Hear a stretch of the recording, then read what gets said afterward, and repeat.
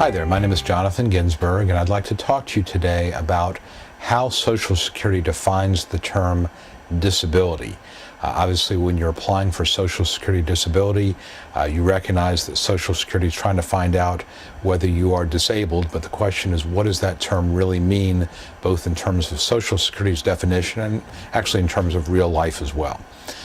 Let me start first by telling you the definition that Social Security uses, and that is a person is disabled if he is unable to engage in substantial activity because of a medically determinable condition that could be either medical or psychological that has lasted or is expected to last 12 consecutive months or result in death. And that is how Social Security defines disability. And if you'll notice, the focus really is on what they call substantial activity. Sometimes it's called substantial gainful activity. Another way to think of this is, can you perform any kind of work or work-like activity? And even to take it a step further, the way I would look at it is, if I said to you, here is a simple entry-level kind of job, and you're taking small items, something like this, and you're putting it into a box, 8 hours a day, 5 days a week, and you can have a 15-minute break in the morning and a 15-minute break in the afternoon. You can sit or stand.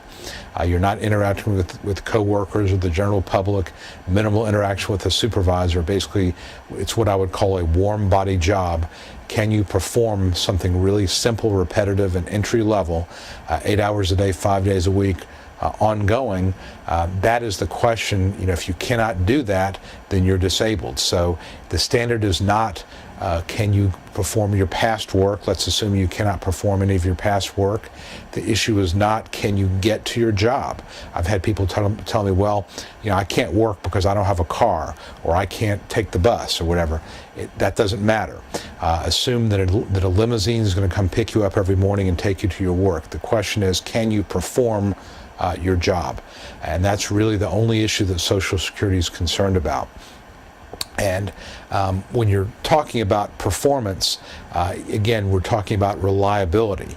So 8 hours a day, 5 days a week, if you're taking a 20-minute break every 3 hours, that is not going to work.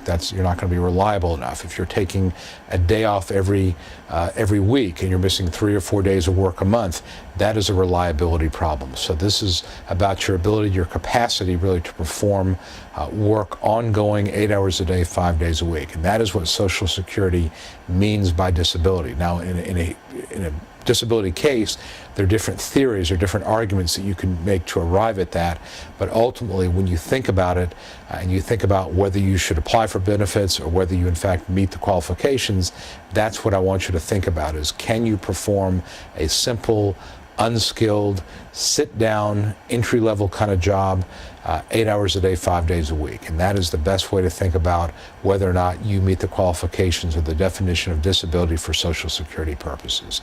And finally, the other thing I would tell you about it is you have to prove it. Unlike retirement disability, where it's a function of your age, for Social Security disability, you've got to prove that you meet those qualifications. And that's, of course, what I do as an attorney, is I help put together the elements of proof, but this is something that you have to prove. You can't simply walk in and say, I'm disabled, pay me. You've got to show by evidence, and that can be testimony, medical evidence, other ways, different concepts, but you've got to prove that in fact you meet that definition of disability.